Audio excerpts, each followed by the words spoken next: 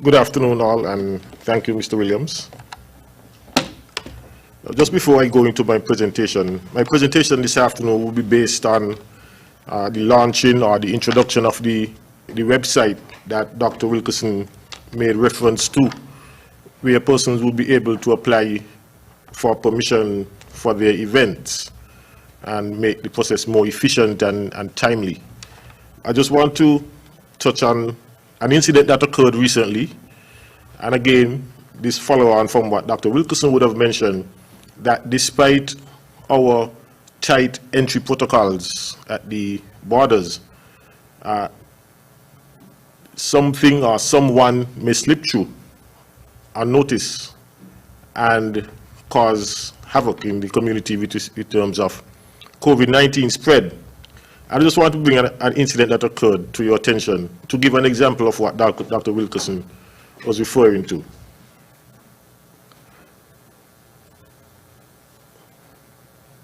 One second.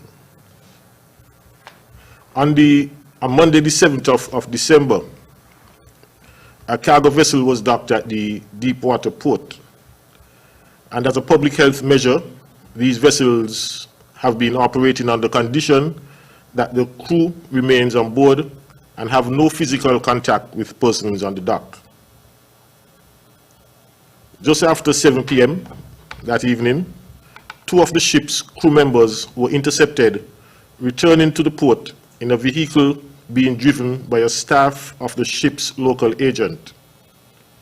The relevant authorities were informed and an investigation commenced. It was revealed that the men went shopping in a nearby supermarket before returning to the port. Well, the driver is presently in quarantine for 14 days, and the 2 crew members were detained and taken to the JNF hospital for testing. This incident is currently still under investigation, but I bring it so that you see these are the kind of incidents that could occur that could possibly put our people at risk. And that is why we continuously ask persons to adhere to all the COVID-19 protocols, despite the fact that people resist and ask, why do we have to follow them when you have such tight controls at the airport? Well, this is a reason why you have to follow the protocols. So we continue to admonish persons to avoid crowds or crowded areas, crowded places. Maintain your physical distance of 6 feet, wear face masks when in public, and practice good hand hygiene and sanitization habits. These are the things that would keep you safe should you come into contact with someone who may be positive. Once you are observing these protocols, then more than likely you would be safe. Now I'll go now into what I really want to speak to with respect to the website. It has been a long-awaiting project. Before the slide roll along, I will just speak. So the slide could remain up. That page could remain up while I give some background to the website. Now this website is part of the police force's COVID-19 response using technology. It provides for a total contactless means for event organizations and other members of the public to apply for permission to host events of all types, pay the necessary processing fee, and receive your approvals or otherwise without coming to the police station.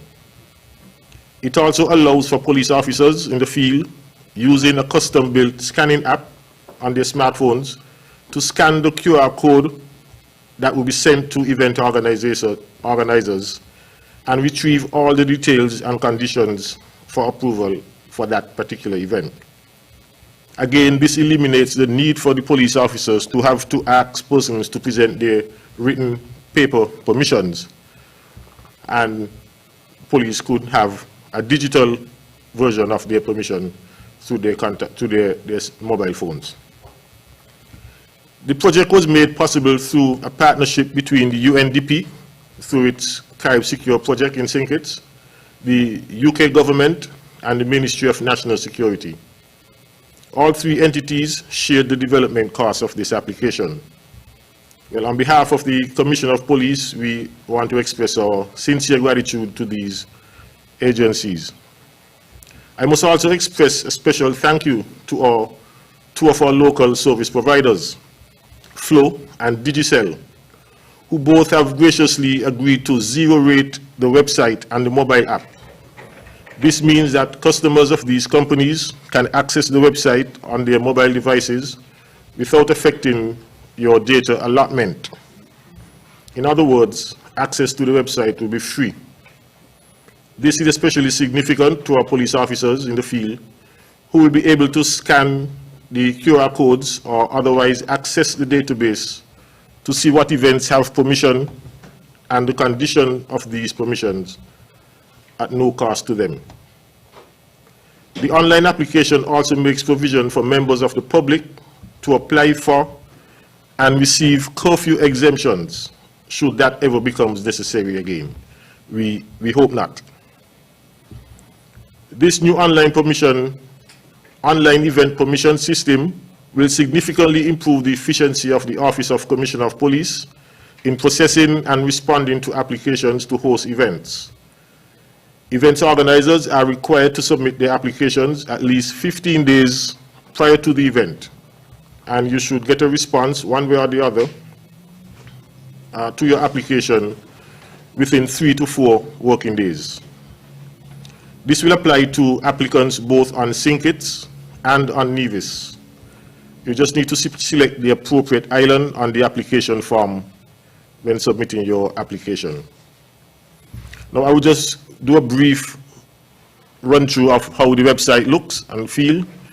To access the website, you would go to www.police.kn, and this should work on any browser, whether Edge or Chrome, or if you have iOS, it should work on any browser. On the home page of the website, you would have several options. One option, the icon for curfew e-pass or events permission. We hope that we were just using the events permission icon. So you click on that particular icon, or you could select it from the menu bar. So you click on event permissions,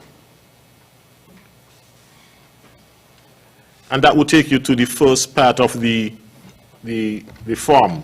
The form is divided into two parts. There is the general details section, and there is the event details section. The general details section has two subsections, and this section you would place your name,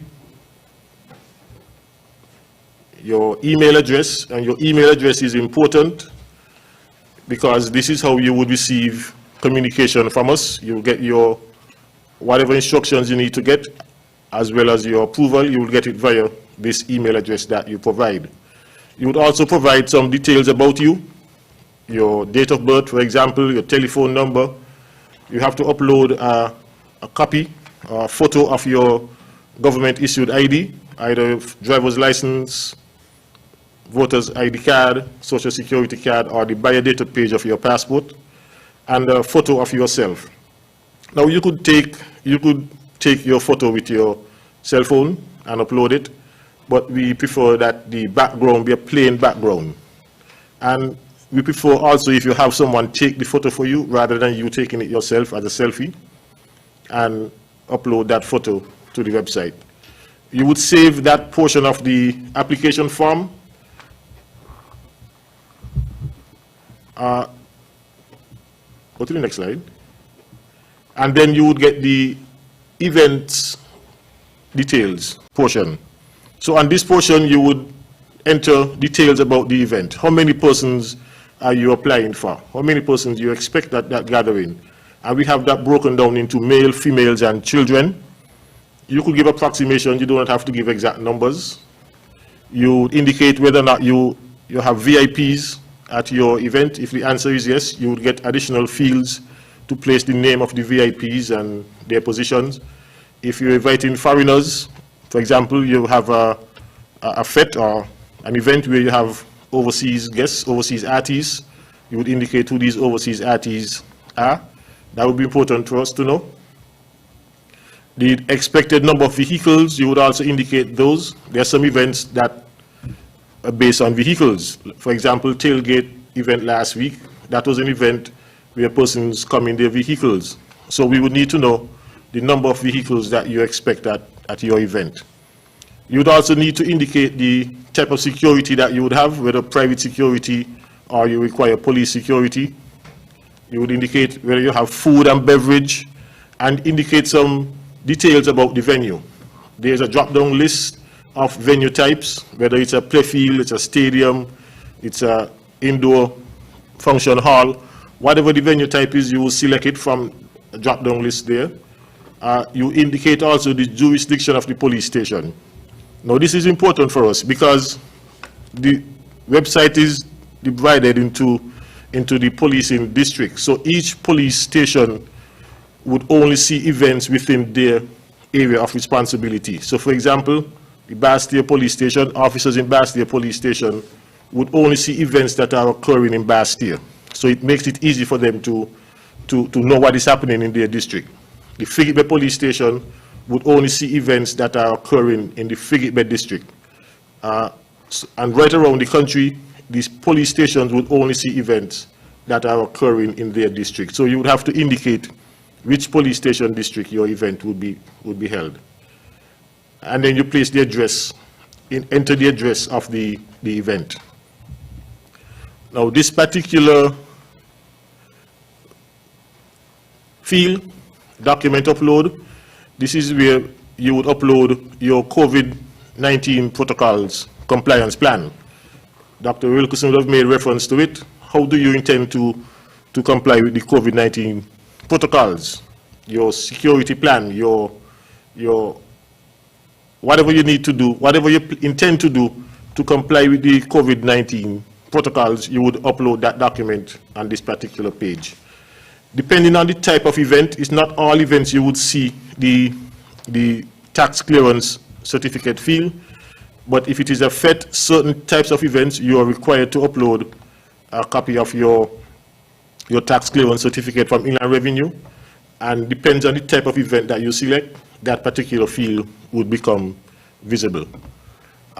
All the fields are required. You'll be required to enter information in all the fields, otherwise you will not be allowed to move forward.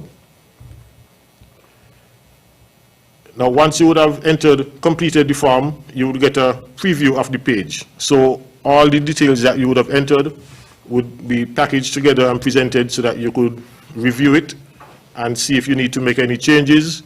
It would give you an option to edit if you want to make any changes on the application form before you submit. Now, there is a small application processing fee that comes along with the website. Some events or some categories of applicants are exempted. So, for example, schools and churches and government departments, they are exempted from the processing fee. So if you are one of these particular categories, you would go straight to a submit button once your form is completed. But if you are other entity other than those that I've mentioned, school, government, or church, you would get a submit and pay. Next slide, please. You will get a submit and pay button. So if you are exempted, you will get a submit button where you submit your application. If you are not exempted, you will get a submit and pay button. So once you select that submit and pay button, it will take you to the payment screen where you would enter your credit card details and submit those details on from that page. Now, you may ask about security. We had to satisfy the bank that the website is secure. We had to meet certain stringent security measures on the website. And so we are to assure you that the website is secure and that your credit card information would be secure as well. You will get a series of emails once you would have submitted the application form, you will get an email indicating that you would have successfully submitted the application. It would give you a reference number, and it would give you a link where you could go to check on the progress of your application. So you would enter your reference number into the field when you follow that link, and you would get updates on the progress of your application, whether it's pending, whether it's approved, whether it's declined.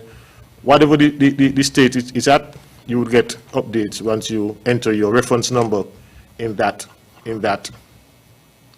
field. It would also indicate to you whether or not you have the amount that you have to pay. If you did not pay at the time when you submit, you will get an email indicating that you need to pay, and you will get a link to take you to the payment page. This is a sample of the email that you would get.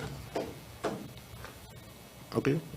Now this is the payment page that you would be required to enter your credit card details, and the system would not allow an application to be approved if payment has not been made. So we would get the application, but the system would indicate to us that payment has not been made, and it would not be possible to approve. It's just not possible to approve an application where payment has not been made and payment is required. Of course, it could be declined. So you most likely would get a decline response if the payment was not made.